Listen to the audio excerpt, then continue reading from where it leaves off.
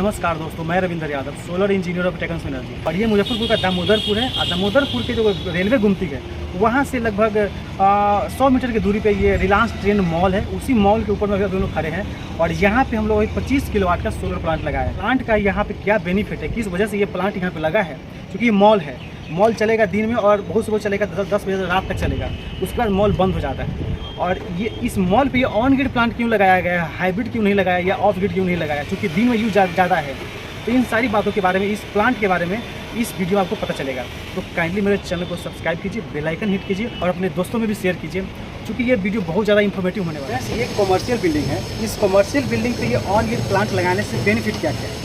पहला कि ये जो प्लांट है ये अपना कॉमर्शियल बिल्डिंग पे लगा है, तो इसमें हम लोगों को कभी सब्सिडी नहीं मिलता है। सब्सिडी वाला प्लांट कहाँ मिलता है, डोमेस्टिक पर्पस में, मतलब जिसका मीटर डोमेस्टिक है, मतलब जो घर के यूज के लिए, अपना पर्सनल यूज के लिए, घर के यूज के लिए, इसमें सब्सिडी मिलता है बिहार सरकार की तरफ से या सेंट्रल गवर्नमेंट की तरफ से। लेकिन ये है कॉमर्शियल बिल्डिंग, जैसे कि मैंने बोला मॉल है, तो यहाँ पे तो छूट मिलने वाला है नहीं। तो यहाँ पे और क्या रिबेट मिल सकता है, वो रिबेट क्या मिलेगा, जीएसटी में बिजनेस कर रहे हैं तो उससे आपका ये रिबेट मिल जाएगा, उसके अलावा कोई रिबेट नहीं मिलेगा। हाँ, और इसमें सबसे ज़्यादा फ़ायदा ये है कि आपका जो कमर्शियल जो यूनिट आता है, बिजली यूनिट, वो बहुत महंगा आता है, डोमेस्टिक से लगभग 1.5 गुना महंगा आता है। तो जहाँ भी कमर्शियल बिल्डिंग है या कमर्शियल प्लांट है, वहाँ पे सोलर प्लांट लगाना इसलिए बेनिफिशियल है क्योंकि आपको ज़्यादा से ज़्यादा महंगा बिजली बिल वो कम कर देता है ये सोलर पैनल। अगर ये डोमेस्टिक पे लगाया तो आपको वही 6 रुपये के रेट से मिल रहा है, लेकिन अगर ये कमर्शियल प्लेस पे लगा दिए तो वही एक यूनिट का दाम 9 रुपये आपका माइनस करके दे रहा है। कमर्शियल बिल्डिंग पे अगर मॉड्यूल लगाए भी तो कौन सा, क्योंकि अपना बिहार है, यहाँ पे ज़रूरी नहीं कि बहुत ज़्यादा गर्मी पड़ता है, ज़रूरी नहीं कि बहुत ज़्यादा ठंडी भी होता है, ज़रूरी नहीं कि बहुत ज़्यादा बारिश भी होता है। मतलब कि अपने बिहार में जो जैसा मौसम रहता है उस मौसम में अगर हम लोग मोनो पर हाफ कट मॉड्यूल लगाए तो बढ़िया काम करेगा। उसमें भी अगर जैसे कि वो लगा है, रूफ टॉप में लगा है, रूफ टॉप है, तो रूफ टॉप में अगर हम लोग बाइफेशियल मॉड्यूल लगाते हैं तो सबसे ज़्यादा बढ़िया काम करेगा। तो ये 3 सेट के लिए सबसे बढ़िया है, लेकिन अगर रूफ टॉप है तो उसके लिए बाइफेशियल मॉड्यूल जो है वो सबसे बढ़िया है। ये पूरा टेस्टेड है। लेकिन ऐसे एरिया जहाँ पे गर्मी बहुत ज़्यादा पड़ता है वहाँ के लिए पॉली पैनल जो है सबसे बढ़िया है। ठीक है, आप लोग जो देख रहे हैं कि ये पूरा प्लांट जब रेडी हो गया है तो बहुत इजी लग रहा है कि हाँ कितना अच्छे से लगा दिए, लेकिन क्या ये इसका इंस्टॉलेशन जो है इतना इजी था ये रूफ टॉप में, फिर टीन शेड में, और खास करके इस टीन शेड में, बिकॉज यहाँ पे खड़ा होना भी मुश्किल हो रहा था, लगा था कि अब नीचे गिर जाएंगे। फिर ये सारे स्ट्रेंथ देने के बाद आपको ये इतना मजबूती दिख रहा है, और ये हुआ कैसे आपको वो बतलाते हैं। फ्रेंड्स, ये मेरा करंट प्लांट है और यहाँ पे जो एरिया देख रहे हैं कि ये कुछ छत वाला एरिया है, उसके बाद ये करकट वाला एरिया है, और करकट वाला एरिया में भी ये करकट का जो स्लोप था वो पश्चिम था, उसको हम लोग दक्षिण कर रहे हैं, प्लस उधर से हाइट भी कर रहे हैं। जो ये स्लोप है, स्लोप को भी हम लोग कवर अप कर रहे हैं, वो आपको आगे भी दिखलाएंगे। और यहाँ पे जो एरिया था छत वाला, उसको भी पहले हमको लगा लेना था, तो यहाँ भी हम लोग सोलर जो है स्ट्रक्चर लगा लिए हैं। अब इसमें हम सोलर भी लगाएंगे। हमारे कहने का मतलब यह है कि बस हम लोग जगह देखते हैं, जगह के अनुसार कस्टमर का डिमांड क्या है। तो कस्टमर का कहना था कि जो छत पे एरिया है उस छत पे एरिया पूरा कवर अप कर देना है, पहले छत पे लगा लेना है, उसके बाद भी अगर जरूरत पड़ता है तो हमको करकट पे जाना है, क्योंकि करकट थोड़ा कमजोर था। तो नीचे से हमने सपोर्ट भी दिया है, आपको वो भी दिखलाता हूं। जो नंबर ऑफ प्लेट लगेगा वो है 46, ठीक है। और यहाँ पे इस साइड में हम लोग प्लेट इसलिए भी नहीं लगा रहे क्योंकि इसका छाया इस पर पड़ेगा, और अगला प्लेट लगाएंगे भी तो यहाँ इस रो में आएगा और यहाँ पे छाया पड़ेगा, तो इसलिए हम ये एरिया खाली रखे हैं और यहीं तक लगाए हैं। ठीक है, तो हर चीज़ का कोई कारण होता है, और हमारे वर्क में फिनिशिंग किस तरह का हम देते हैं, किस तरह का हम लोग काम करते हैं, कस्टमर सेटिस्फाई है कि नहीं है, इसलिए हमारे काम में आपको ये सारी चीज़ दिखेगा। चूँकि अब मेरा पहला सेट जो है अब रेडी है, अब उसको हमने हिला कर भी देख लिया और एकदम उसमें अच्छे से मजबूती से पकड़ बन गया है, बिकॉज यहाँ पे स्ट्रेंथ का बहुत इशू था। मतलब करकट समझिए कि एकदम खुला हुआ इसमें रखा हुआ है, तो उसको हमें मजबूती देना था, तो नीचे से सपोर्ट भी दिया है, उसके साथ साथ ऊपर में भी सपोर्ट दिया है, ताकि स्ट्रक्चर हमारा लुढ़के नहीं किसी भी तरफ। और यहाँ एक और ध्यान रख रहे हैं कि आगे का जो शेड है पीछे वाले सोलर पे ना पड़े, और इस तरह से हमारा जो प्लांट है अभी इवनिंग तक ले पूरा रेडी हो गया फाइनली। अब इसको हम माउंटिंग करेंगे, क्योंकि ये 3 शेड वर्क है और सबसे ऊपर वाले हिस्से पे हम लोग काम कर रहे हैं, तो यहाँ पे दिन में बहुत ज़्यादा धूप पड़ रहा था और इतना ज़्यादा कि इस पर खड़े नहीं हो सकते थे, इसलिए हम लोग इवनिंग में इसको काम को जल्दी जल्दी फाइनलाइज कर रहे हैं, ताकि फिर से हम लोग कल इस धूप में पकना ना पड़े। और देख रहे हैं कि फाइनली हमारा जो वर्क है कंप्लीट हो गया है, मतलब सोलर का इंस्टॉलेशन कंप्लीट हो गया। अब जस्ट वायरिंग रह गया और सिविल वर्क। अब वायरिंग की बात करते हैं, तो यहाँ पे जो भी स्ट्रिंग बनेगा, चूँकि यहाँ पे टोटल 3 स्ट्रिंग बनेगा, एक 16 का और 2 15-15 का स्ट्रिंग बनेगा, चूँकि टोटल 46 सोलर मॉड्यूल है, तो वो स्ट्रिंग भी पूरा क्लियर होना चाहिए कि हाँ कौन सा वायर किधर से जा रहा है और वो पूरा मार्किंग के थ्रू होना चाहिए और पाइपिंग भी पूरा क्लियर होना चाहिए, ताकि बाद में जब मेंटेनेंस की आवश्यकता पड़े तो उस टाइम पे हर चीज़ खोलने की जरूरत ना पड़े। तो वो मार्किंग भी यहाँ फिनिशिंग देना वो भी जरूरी है। ओके, स्ट्रक्चर यूज किया है और जो स्टैंड यूज किया है इस करकट को हाई राइज में बदलने के लिए, इसकी ये स्टैंड अगर इसमें यूज नहीं करता तो इसका स्लोप इस तरह से हो जाता, मतलब पूरा पश्चिम में होता है। इसको हमने हाई राइज किया है, मतलब इसको स्लोप को भी चेंज किया है, पश्चिम में से दक्षिण में किया है। और दूसरा कि इसमें एंगल भी दिया है, क्योंकि ये स्लोप तो पश्चिम में था ही, प्लस इसको इस स्लोप को पश्चिम करना था और प्लस प्लेन भी करना था। देख रहे हैं, वो वहाँ से थोड़ा सा उठाते हुए हमने यहाँ पे, वहाँ पे थोड़ा डाउन है, यहाँ करते करते हमने अप लाया है। जैसे उसका भी देख रहे हैं, वहाँ पे थोड़ा डाउन है, यहाँ करते करते यहाँ हमने अप ले लिया है। फिर उसका अगला देख रहे हैं, सब एक स्लोप में ला लिया है, जो कि इस तरह से था, अब ऐसा हो गया, प्लेन हो गया है और प्लस साउथ हो गया है। तो ये सारा डिज़ाइन करने में हमें जो हमने स्ट्रक्चर यूज किया है वो आपको सब लाइव दिखा रहे हैं। दूसरा कि यहाँ जो भी हमने वायरिंग किया है, उस वायरिंग को हमने कहीं भी इस करकट से टच नहीं होने दिया है। जो भी वायर है वो प्रॉपर टाइल लगा के ऊपर कर लिया है। दूसरा कि पाइप यूज किया है, देख रहे हैं, इस स्ट्रक्चर से दूसरे स्ट्रक्चर में कनेक्शन के लिए, मतलब या इस स्ट्रिंग से दूसरे स्ट्रिंग में कनेक्शन के लिए जो हमने वायर यूज किया उसको पीवीसी पाइप के थ्रू ले गया है, चाहे यहाँ देख रहे हैं या फिर वहाँ देख रहे हैं। और फिर यहाँ से फिर दूसरे में ले जाने के लिए भी हमने फिर से पाइप पीवीसी पाइप यूज किया है। और इस स्ट्रक्चर से दूसरे स्ट्रक्चर को मजबूती देने के लिए देख रहे हैं, यहाँ हमने एक एंगल यूज किया हुआ है, ताकि इससे उसको बाउंड करके रखे और ये हिल डोल ना हो। और फिर दूसरे से तीसरे को, तीसरे से चौथे को, इस तरह से हम आपको आगे दिखाते जा रहे हैं। यहाँ भी देख रहे हैं, इससे उसको हमने मजबूती देने के लिए इस स्ट्रक्चर से दूसरे स्ट्रक्चर के डाउन में नट बोल्ट दे करके टाइट कर लिया है, ताकि इससे ये इसमें स्ट्रेंथ मिले और ये इसे हिल डोल ना हो। देख रहे हैं, इसको कितना हिलाएंगे अभी हिल डोल नहीं होगा, कितना भी हिलाएंगे, कितना भी आंधी तूफान आएगा वो हिल डोल नहीं होगा।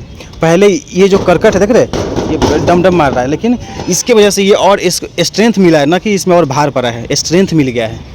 फ्रेंड्स, हम जो अभी डिस्कस कर रहे हैं कि ये जो करकट वाला जो टीन शेड है, टीन शेड में हम लोग जो वायरिंग करते हैं वो पाइप के थ्रू क्यों करते हैं, उसका बड़ा कारण ये है, ये पाइप यूज करने का सबसे बड़ा कारण है, क्योंकि ये जहाँ भी ये सब लोहा है, मतलब सब कंडक्टर है, और इसमें से कोई भी तार कभी भी टूट करके या कट करके या चूहा काट या कुछ भी हो गया, अगर इसमें टच होगा तो ये शॉर्ट मारना शुरू करेगा।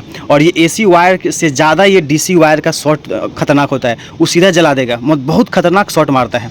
इसलिए हम जो भी वायरिंग किए हैं सब पीवीसी पाइप के थ्रू किए हैं।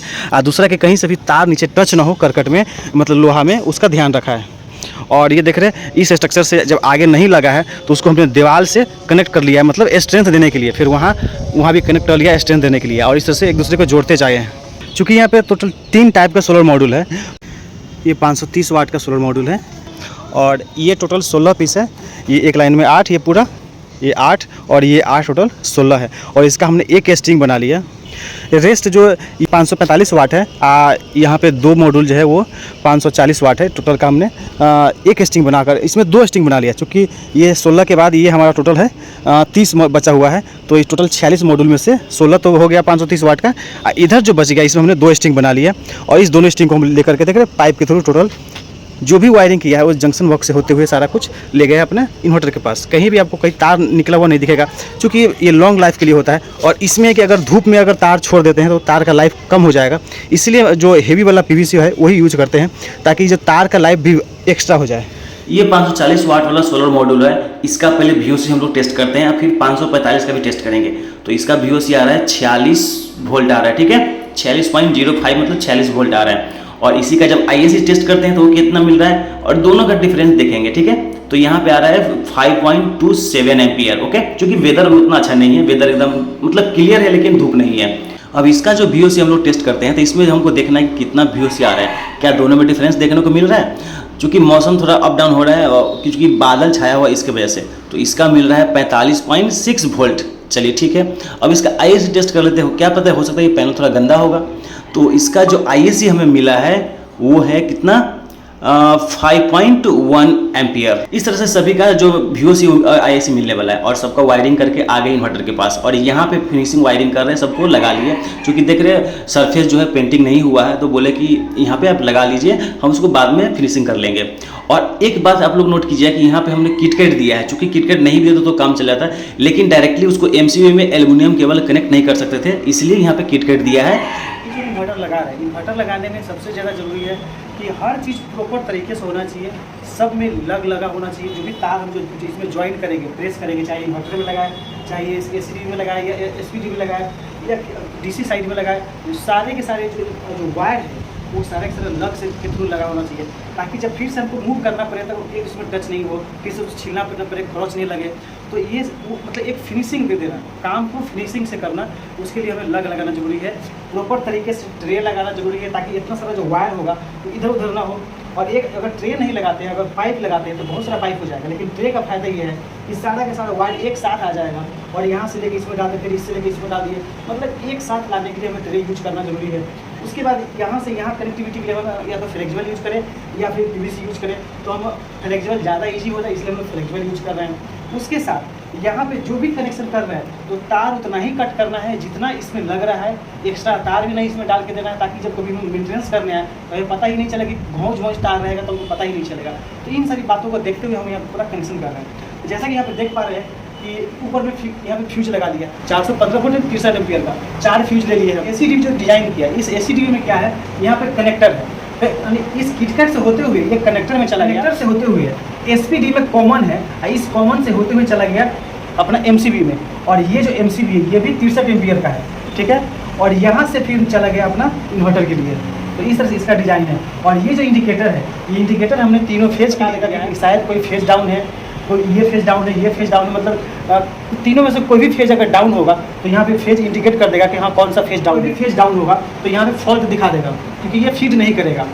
इसमें फिर मतलब ग्रिड में फीड करने के लिए तीनों फेज प्रॉपर होना चाहिए तभी फीड करेगा। यहाँ से जो वायर जा रहा है तो यहाँ से जो भी फेज है, फेज को एकदम काउंट करके यहाँ पे न्यूट्रल RYB हमने यहाँ पे इन कर लिया, फिर यहाँ से भी हमने RYB की तरह इन कर लिया, फिर यहाँ से भी इसको कॉमन कर लिया एसपीडी को।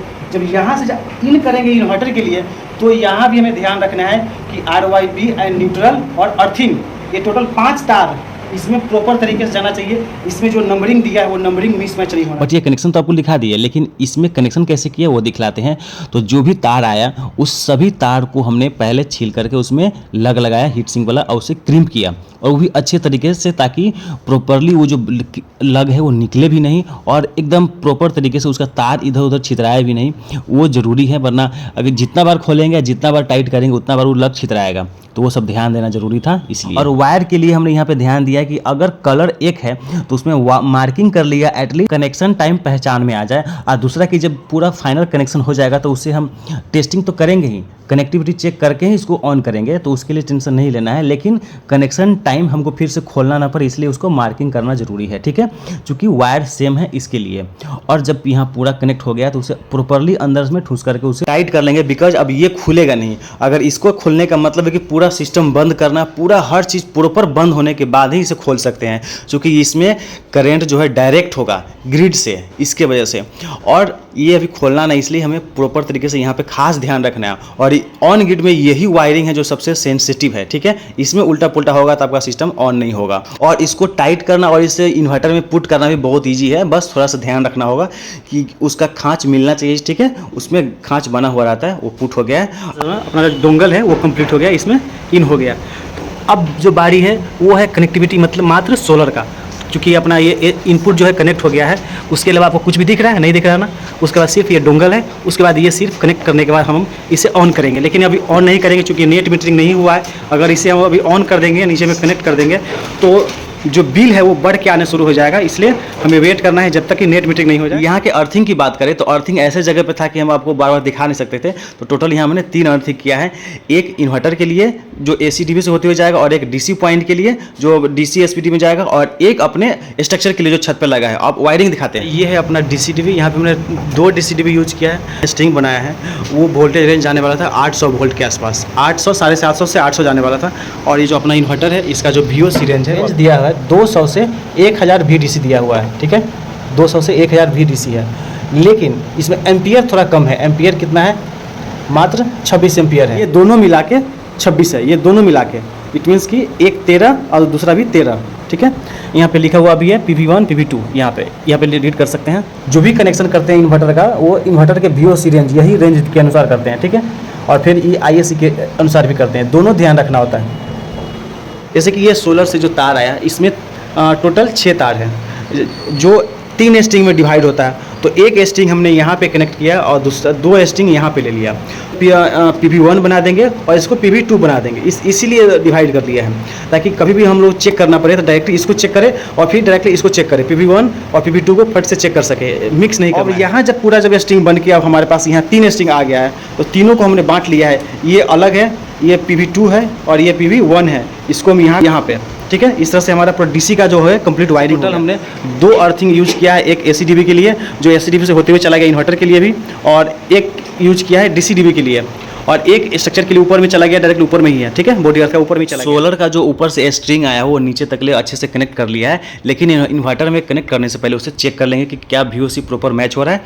तो एक का आ रहा है 660 वोल्ट, दूसरे में देखते कितना है, चूँकि दोनों में सेम पैनल कनेक्ट है तो इसमें आ रहा है 655 वोल्ट, चूँकि इसमें 540 वाट वाला पैनल भी कनेक्ट है, और ये आ रहा है 696.5 वोल्ट। मतलब यहाँ जो भी स्ट्रिंग है वो प्रॉपर सही है, बट जो 5 वोल्ट का डिफरेंस था वो पैनल जो छोटा वाला लगा है 540 वाट वाला, उसकी वजह से भी हो सकता है। तो अपना स्ट्रिंग यहाँ प्रॉपर सही है। अब इसे इन्वर्टर में इन कर सकते हैं, इसमें कोई डाउट नहीं है।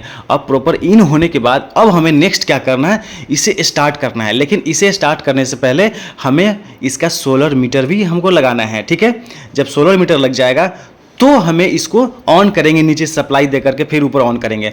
अब सोलर मीटर के लिए हमने एक 3 फेज का मीटर लिया हुआ है और ये नॉर्मल मीटर ही है, ठीक है। बस इसमें ये शो करेगा कि ऊपर से जनरेशन कितना आ रहा है सोलर का एट ए टाइम, वही यहाँ पे शो करेगा। ज़्यादा लोड लेने की जरूरत नहीं है, ये नॉर्मल मीटर ही है 3 फेज वाला। और इसका वायरिंग कैसे करना है इसके ऊपर में ही लिखा रहता है, वही हम लोग देख रहे हैं और उसके अनुसार हम लोग इसका वायरिंग कर रहे हैं। और वायरिंग हम लोग को ध्यान देना है कि इसका जो नीचे वाला वायर है, जो सोलर से वायर आया है, मतलब जो इनपुट पॉइंट है वो इसमें स्क्रू नहीं दिया रहता है। अभी जो नया वाला मीटर है उसमें सीधे उसको स्क्रू को खोलिएगा तो वो ऑटोमेटिक पुट हो जाएगा, मतलब वो ढक्कन बंद हो जाएगा। तो ध्यान देना है, स्क्रू को खोलने नहीं चले जाना है। हम लोग ऐसे गलती कर लिए थे, उसको हमने फिर सुधारा है, ठीक है, बहुत मेहनत से। तो ये इनपुट का कनेक्शन हो गया और ऊपर में इसका आउटपुट का कनेक्शन करना है और RYBN देख करके, ठीक है। जब ये सोलर मीटर का कनेक्शन हो जाएगा तो फिर इसे हम हैंग कर लेंगे और ये मीटर जस्ट हमें ये शो करके देगा कि सोलर का मतलब इन्वर्टर से कितना पावर अभी हमें मिल रहा है, ठीक है। और जो यूज हो रहा है, एक्सपोर्ट हो रहा है, इंपोर्ट हो रहा है, वो स्मार्ट मीटर में पता चलेगा, जो आपको दिखलाएंगे आगे कर गया, ठीक है। तो इसे अभी हम पुट कर लिए, इसका कनेक्शन अभी कर लिए।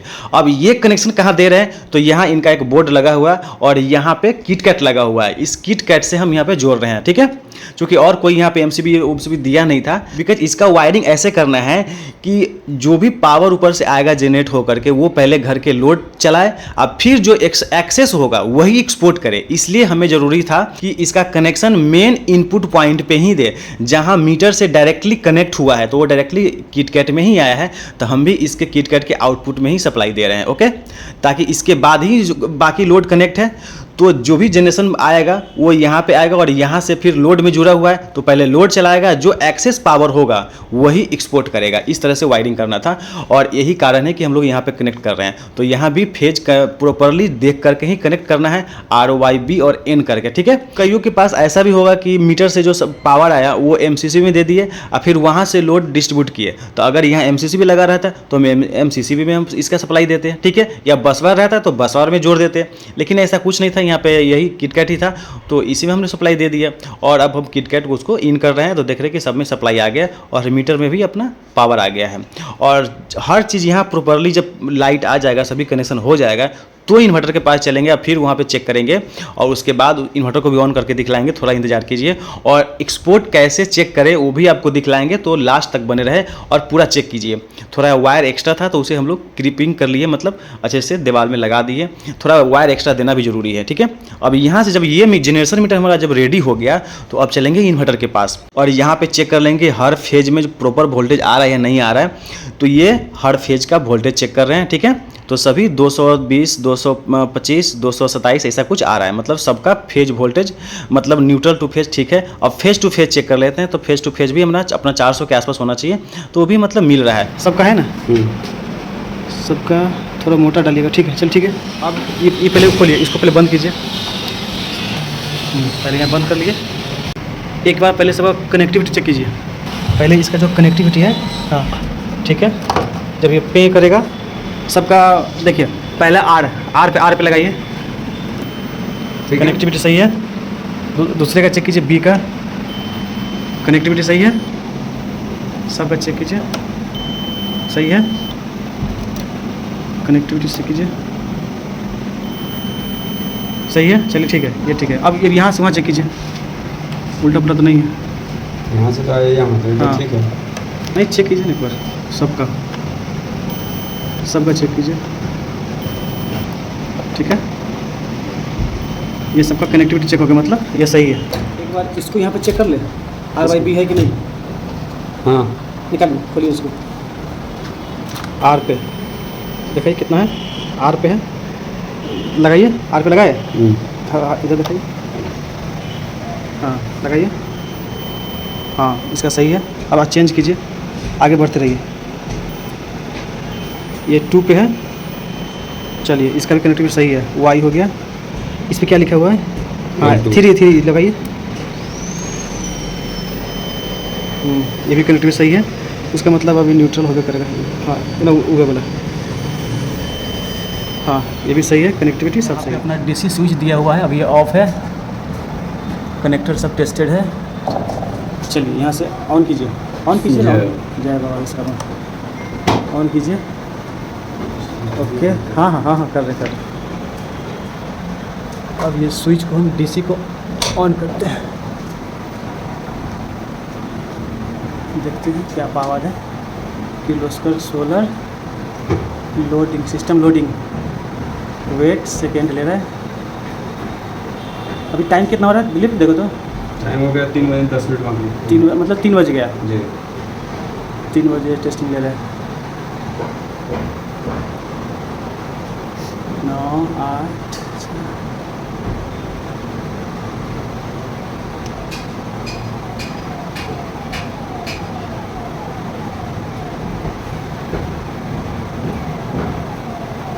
ऑन हो रहा है, कट बज रहा है इसमें, कट रन हो गया, बधाई हो, रन हो गया।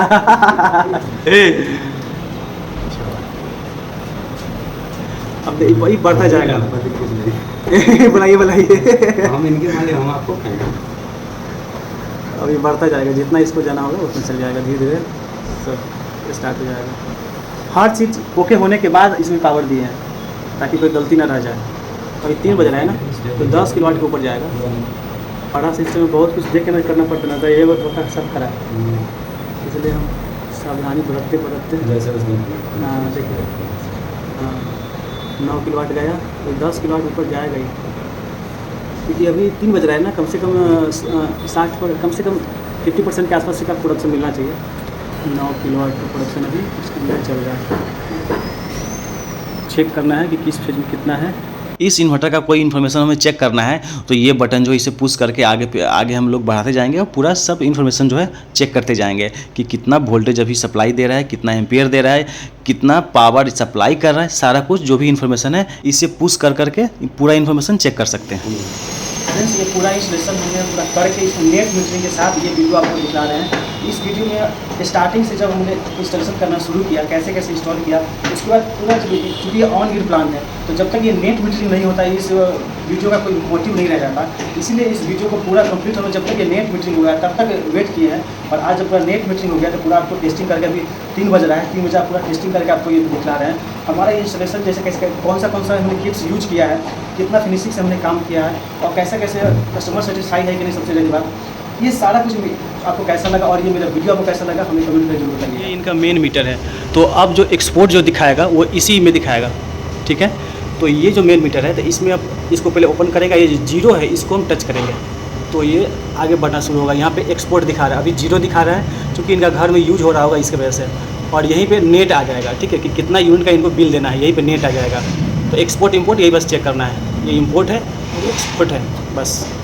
अब यहाँ पे आप लोगों के मन में एक बात आ रहा होगा कि वहाँ पे तो जनरेशन दिखाई नहीं रहा है, एक्सपोर्ट दिखाई नहीं रहा, तो पावर गया कहाँ। तो मैंने आपको पहले ही बताया था कि यहाँ पे हमने कनेक्शन ही इस तरह से किया है कि पहले जो पावर ऊपर से आ रहा है वो यूज होगा, तो वही आपको दिखला रहा है कि अब कितना पावर ऊपर से आ रहा है, ठीक है। क्योंकि टाइम धीरे धीरे बढ़ता जा रहा है तो टाइम के अनुसार प्रोडक्शन भी धीरे धीरे कम होता जाएगा। तो अभी कितना किलोवाट का, 8 किलोवाट का यहाँ पे जनरेशन ऊपर से आ रहा है, ठीक है। सब 8 किलोवाट का ऊपर से पावर आ रहा है। तो वो पावर जा कहाँ रहा है और देख लेते कि वोल्टेज कितना आ रहा है आखिर। तो ये हर फेज का आपको यहाँ पावर दिखा रहा है, ठीक है। ये फेज 2 में इतना है, फेज 3 में इतना, फेज 1 में उतना था, और टोटल 8.25 किलोवाट का पावर ऊपर से आ रहा है, ठीक है। लेकिन ये पावर जा कहाँ रहा है, तो ये पावर यूज हो रहा है, इनका जो लोड चल रहा है उसमें ये पावर खपत हो रहा है, लेकिन जो एक्सेस पावर होगा वही एक्सपोर्ट करेगा। ये मैंने आपको पहले ही मेंशन कर दिया था। ये प्लान जब कुछ दिन चल जाएगा तो फिर एक शॉर्ट वीडियो के थ्रू आपको बतलाएंगे कि इसमें कितना एक्सपोर्ट हो रहा है, कितना इंपोर्ट हो रहा है। जयेश जी हैं, इनका नॉर्थ विहार वेंचर्स प्राइवेट लिमिटेड इनका कंपनी है, उसी कंपनी के अंतर्गत में ये सोलर प्लांट जो आपको दिख रहा है ये लगा है। तो पहले अपने बारे में बताइए। नमस्कार दोस्तों, मेरा नाम जयेश चंद्र सिन्हा हुआ। मेरी कंपनी का नाम north Bihar ventures private limited हुआ और हम लोग किर्लोस्कर सोलर के साथ काम करते हैं। जी जी। आज जो हमने दामोदरपुर पे सेटअप हुआ है हमारा 25 किलोवाट का, ये केबीएम मॉल के लिए हुआ है। इनका marriage hall and banquet hall है। यहाँ पे हम लोगों ने मोनो हाफ कट का प्लेट्स लगाया है। और इसमें जो यूज़र को बेनिफिट है ये है, उनको एक तो उनका जीएसटी पूरा माफ हो जाता है कमर्शियल पे। सबसे अच्छी बात ये होती है कि जो हम लोग कंबाइंड जीएसटी लेते हैं 13.8% का, वो पूरा वेव ऑफ कर लेते हैं। और प्लस वो अपने आईटी रिटर्न में जो टैक्स डिडक्शन होता है वो 40% तक का वो ले सकते हैं पूरे कॉस्टिंग का, ठीक है। तो ये एक तरीके से जहाँ हम लोग रेसिडेंशियल पे 10 किलोवाट तक के लिए सब्सिडी प्रोवाइड कराते हैं, वो एक बेनिफिट इनको थोड़ा ज़्यादा हो जाता है टैक्स डिडक्शन में। और हम लोग अभी पीएम वेंडर हो चुके हैं। कल हम लोगों का फाइनल वेंडरशिप मिल गया है, ठीक है। और उसके थ्रू हम लोग पीएम वेंडर पे जो सब्सिडी मिलती है वो मतलब सेंट्रल गवर्नमेंट के थ्रू जो सब्सिडी मिलता है वो प्रोवाइड करा। तो वो डोमेस्टिक पर्पस में, वो सिर्फ डोमेस्टिक मतलब आप जिनका जो मीटर है वो डोमेस्टिक होगा, उस पे 10 किलोवाट तक, 3 किलोवाट से 10 किलोवाट तक, 3 किलोवाट से 10 किलोवाट तक उनको उसमें सब्सिडी मिल जाएगा। और बाकी कमर्शियल में टैक्स बेनिफिट मिल जाता है। हम लोग उनको जीएसटी बिल देते हैं तो वो जीएसटी वेव ऑफ कर लेते हैं, फिर वो रिटर्न्स में 40% तक का वो बचा लेते हैं। तो ये बेनिफिट है कमर्शियल, ठीक है। और मतलब आफ्टर इंस्टॉलेशन आप लोग का क्या पॉलिसी रहता है? आफ्टर इंस्टॉलेशन हमारा जो पॉलिसी है कि किर्लोस्कर इन्वर्टर पे हमारे 10 साल का वारंटी आता, 5 साल की वारंटी भी आती है, बट हम लोग हर बार 10 साल की वारंटी पे ही जाते हैं, ठीक है। तो ताकि जो एंड यूजर है उनको ज्यादा सपोर्ट मिले, ठीक है, कंपनी के थ्रू। और हमारे प्लेट्स जो है हाफ कट या फिर पॉली भी चाहिए तो उनपे 12 साल का टेक्निकल वारंटी और 25 साल तक का परफॉर्मेंस वारंटी है, जो कि नॉर्मली हर जगह सब पे मिलता है। और पूरे सेटअप पे कितना कुछ वारंटी देते हैं आप लोग? जी हाँ, तो इंस्टॉलेशन एंड कमीशनिंग रहता है उसमें 5 साल की, मतलब टोटल सेटअप पे हम 5 साल की वारंटी देते हैं आप लोग। अगर इसमें इनकेस अगर 5 साल के अंदर कुछ प्रॉब्लम्स आता है तो आप ही आइएगा या कंपनी आएगी विजिट करने के लिए? पहला तो पॉइंट ऑफ व्यू मैं ही रहूँगा, क्योंकि किर्लोस्कर का सर्विस भी हमने ले रखा है इसका, ठीक है। तो फर्स्ट पॉइंट ऑफ व्यू हम ही रहेंगे उनके लिए। और अगर वो एस्केलेट होता है, सपोज मान के चलिए हमारे इंजीनियर का कुछ प्लेट्स में गड़बड़ी आ रही है या फिर इन्वर्टर में गड़बड़ी आ रही है, तो हम कंपनी के उनको ट्रांसफर कर दीजिएगा, वो आके देख बुला लेंगे कि भाई यहाँ फर्स्ट पॉइंट से हमें ये पता चला है जो कि हमारे से रिजॉल्व नहीं होना है, ये वारंटी के अंदर में है, सो प्लीज कम और वो रिजॉल्व करके दें। तो ये डोमेस्टिक में या कमर्शियल में भी है? दोनों में है। ये प्लेट्स और इन्वर्टर पे ये चीज। अच्छा, आपका ऑफिस कहाँ पे है? मेरा ऑफिस निराला नगर गौशाला रोड में हुआ। अच्छा। और वो रेसिडेंशियल एरिया वहीं पे अभी हमारा ऑफिस चल रहा है। We are planning to move out market आ रहे हैं, आपके थ्रू पता चलेगा ही सबको, ठीक है। आप अपना कॉन्टेक्ट नंबर बता दीजिए इसमें। जरूर, हमारे ऑफिशियल नंबर है 7033462462। मेरा नाम जयेश चंद्र सिन्हा हुआ। जी। आपको किसी को भी सोलर लगाने की जरूरत जी तो किर्लोस्कर सोलर के लिए हमें संपर्क करें। Thank you. सो फ्रेंड्स, यहाँ तक ये वीडियो आपको कैसा लगा हमें कमेंट करके जल्दी जल्दी बताइए। और यदि ये वीडियो आपको पसंद आता है तो काइंडली लाइक ज़रूर कीजिएगा। और अभी तक आपने मेरा चैनल सब्सक्राइब नहीं किया तो प्लीज़ सब्सक्राइब कीजिए, बेल आइकन हिट कर लीजिए। और यदि इंस्टॉल करवाना चाहते हैं तो ये नंबर आपको फ्लैश करता हुआ मिल रहा है, इस पर आप हमसे संपर्क कीजिए। और पूरा वीडियो देखने के लिए बहुत बहुत धन्यवाद। Thank you.